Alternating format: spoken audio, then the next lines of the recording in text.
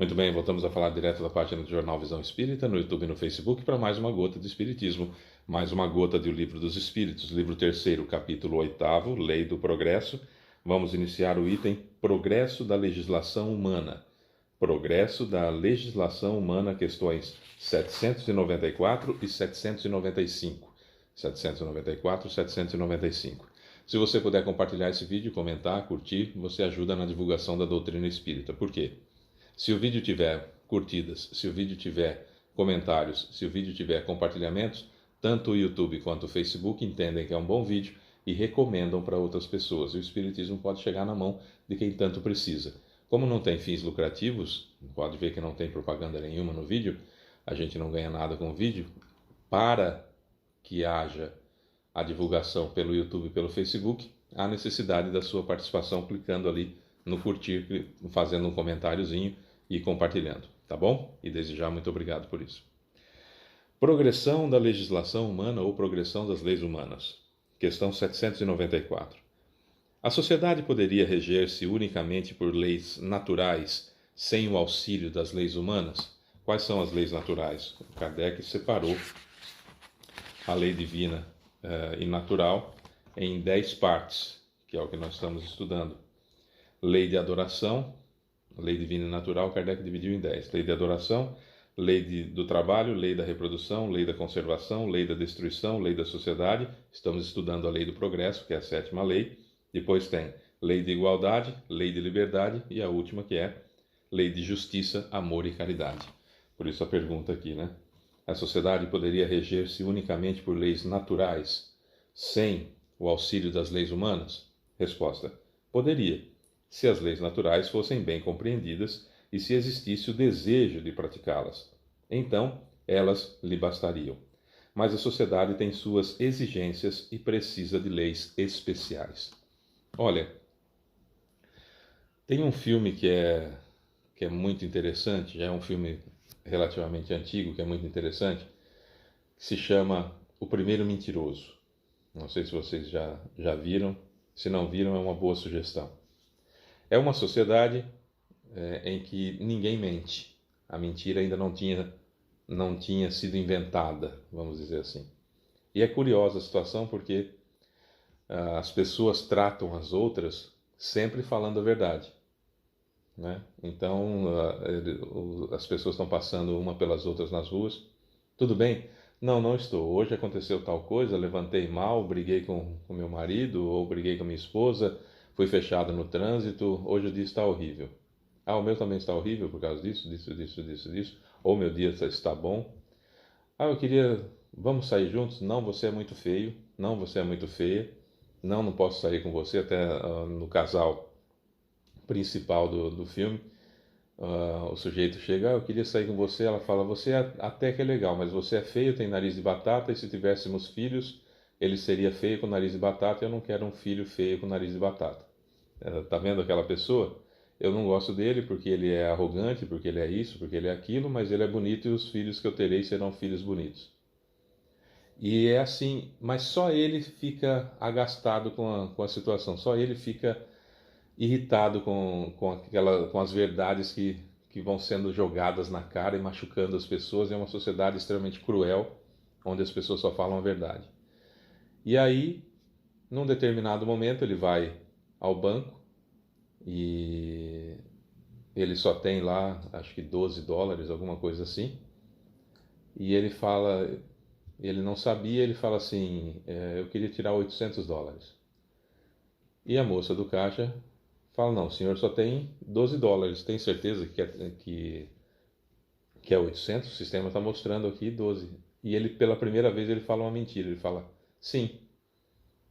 Ela, tá, desculpa, e dá os $800 para ele. Ele sai de lá com o dinheiro na mão, começa a pensar nisso, aí passa uma moça muito, muito bonita do lado dele, e ele olha, ela fala, não tem interesse, você é... E fala uma coisa ruim para ele. E ele fala assim, se não fizermos amor agora, o mundo vai acabar. Aí ela começa a tirar a roupa, ele fala, não, aqui não, vamos a um hotel. Aí foi a um hotel, quando chega lá ele não tem coragem de se aproveitar da moça, E ele fala, não, não vai mais acabar o mundo. Ela, que bom, porque eu não queria ficar com você, ia ficar só para salvar o mundo, mas você é nojento, alguma coisa assim, e eles saem. Uma sociedade que só fala a verdade. E ele começa a contar algumas mentiras. E uma das aspas, das mentiras que ele conta é quando a mãe dele está no hospital. E aí a mãe dele está com medo de morrer. E ele começa a falar para ela, contar para ela de um homem no céu, assim que ele se refere a Deus, um homem no céu que fez para ela uma casa bonita, que ela vai morar numa casa bonita, que ela vai encontrar com todas as pessoas que ela gostava enquanto estavam vivas e tal, que ninguém morre. E as pessoas do lado, né, do hospital começam a ouvir aquilo e ele passa a ser então o guru do local. Ele passa a ser a pessoa especial do local, porque todo mundo vem perguntar para ele a respeito do homem do céu. Como que é isso? E ele cata, num determinado momento, tem muita gente na frente da casa dele, ele pega uma caixa de pizza e começa a escrever o que seria uma espécie de 10 mandamentos, uma sátira nos 10 mandamentos, e ele começa a escrever algumas leis para ir para esse local especial depois que morresse. E aí tem toda uma história no filme muito interessante, o filme chama muita atenção. Por que eu estou dizendo tudo isso? Porque naquele momento, no momento em que havia só a verdade, em que havia só a grosseria, a rudeza, né, da verdade, a verdade é rude, ela é dura, atirada no rosto machuca, né? A sociedade tinha as suas leis e pegava um ladrão, você estava roubando? Eu estava. E aí, então você vai preso. Tá bom, eu sei que eu mereço ser preso. Sabe, essas coisas aconteciam na sociedade. Quando surgiu a mentira, houve necessidade de várias leis, porque começou a acontecer o caos. A lei divina e natural, ela está aí na nossa mente, na nossa consciência. A gente sabe, no estágio que a Terra está, de provas e expiações, mesmo se não estivesse passando para a regeneração, mesmo os planetas de provas e expiações, nós temos as leis de Deus escritas na nossa consciência. É que a gente não quer, não tem o desejo, não tem a vontade de praticar essa lei. Porque tem um negócio chamado egoísmo e tem um negócio chamado orgulho que fazem com que a gente imediatamente esqueça as leis, ou esqueça aquilo que é certo, ou deixe de lado aquilo que é certo, para satisfazer o nosso orgulho, para satisfazer o nosso egoísmo. Então, esse é o grande problema. Quando entra a mentira, que é filha dileta do orgulho, filha dileta do egoísmo, quando entram essas chagas da humanidade em ação, imediatamente o que nós temos? Nós temos necessidade de começar a normatizar, a criar normas para a sociedade. E essas normas são, evidentemente, leis, que são criadas, via de regra, para satisfazer interesses. As leis sempre são para satisfazer interesses. E, normalmente, o interesse dos ricos, dos poderosos, para preservá-los. E, aos pouquinhos, vão sendo adaptadas essas leis para atender às necessidades da humanidade como um todo. Desde a época de Napoleão é que começaram, por exemplo, as ideias de que todos somos iguais perante a lei. Todos somos iguais perante a lei. Você vê, é uma coisa nova, é da Revolução Francesa para cá. E ainda assim, no nosso Código Civil brasileiro, há citações, logo no primeiro capítulo, de que a lei tem que ser um pouco mais branda, ou tem que ser analisada de uma forma mais condescendente, talvez seria essa palavra, aquela pessoa que teria cometido o crime de alguma ordem, que essa pessoa é representativa para a sociedade, ela é importante para a sociedade. Se ela for importante para a sociedade, então a lei tem que olhar com olhos um pouco menos duros ou mais benevolentes, caso essa palavra se adaptasse.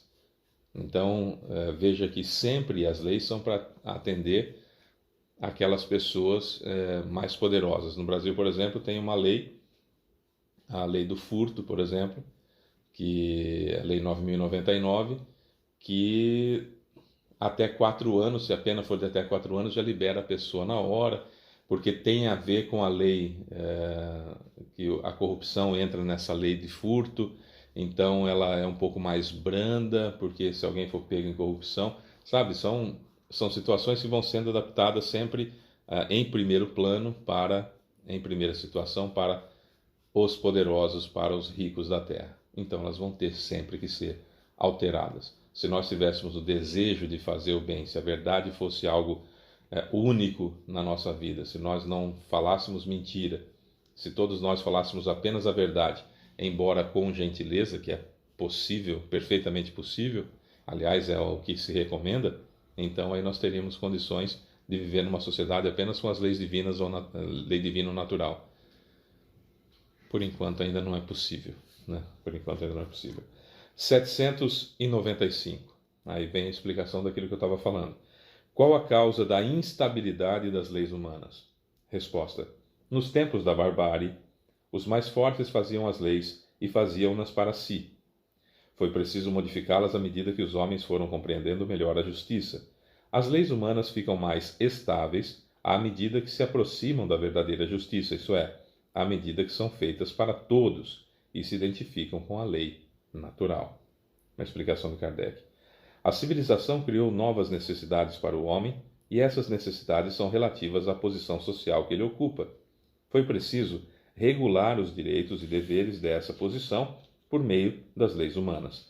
Mas, sob a influência de suas paixões, muitas vezes o ser humano criou direitos e deveres imaginários, condenados pela lei natural e que os povos apagam de seus códigos à medida que progridem. A lei natural é imutável e é a mesma para todos. A lei humana é variável e progressiva. Somente ela poderia ter consagrado na infância das sociedades o direito do mais forte. Que até hoje, né?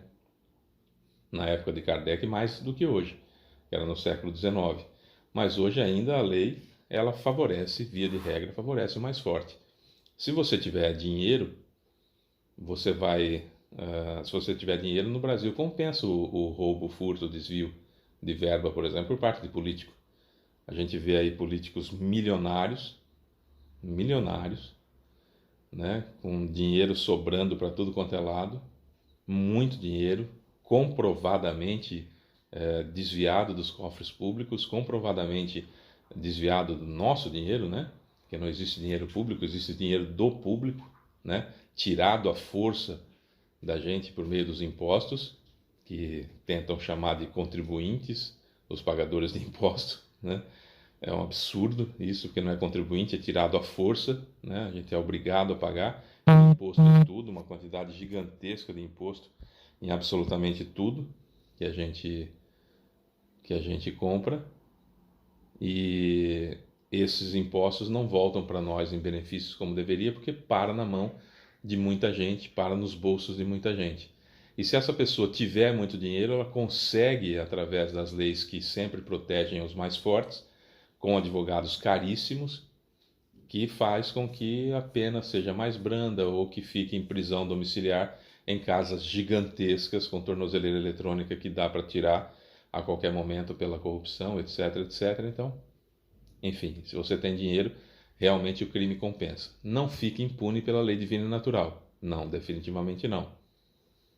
Mas as leis humanas acabam passando um pouco a mão na cabeça. Se você tiver dinheiro, vai recurso em cima de recurso, em cima de recurso, em cima de recurso, enquanto isso você fica gozando daquele dinheiro ilícito que você conquistou. É isso, a nossa sociedade é assim. Por isso que as leis vão melhorando, por isso que as leis vão se aperfeiçoando, porque há necessidade de cada vez mais as leis serem abrangentes. Hoje, se você é pego furtando alguma coisa no supermercado, é errado, tá? É errado, evidentemente. Se você é pego furtando alguma coisa no supermercado e você é surpreendido recebendo dinheiro de propina, você tem o mesmo tratamento. Só que a pessoa que furtou no mercado não tem como defender-se, não tem como utilizar a lei a seu favor com advogados caríssimos. E aquele que desviou dinheiro, que colocou dinheiro na cueca, enfim, aquilo tudo que a gente viu tanto no Brasil, continua muito bem, obrigado, vivendo do seu luxo, do dinheiro que foi tirado das outras pessoas. Essa lei um dia vai tratar igualmente todo mundo? Vai, quando ela for mais parecida com a lei divina natural ou quando ela for efetivamente a lei divina natural. Mas precisamos desejar isso, todos. Precisamos desejar isso. É isso, amanhã tem mais. Eu sou Fábio Pereira, essa é mais uma gota de Espiritismo. Beijo pra você que fica, tchau.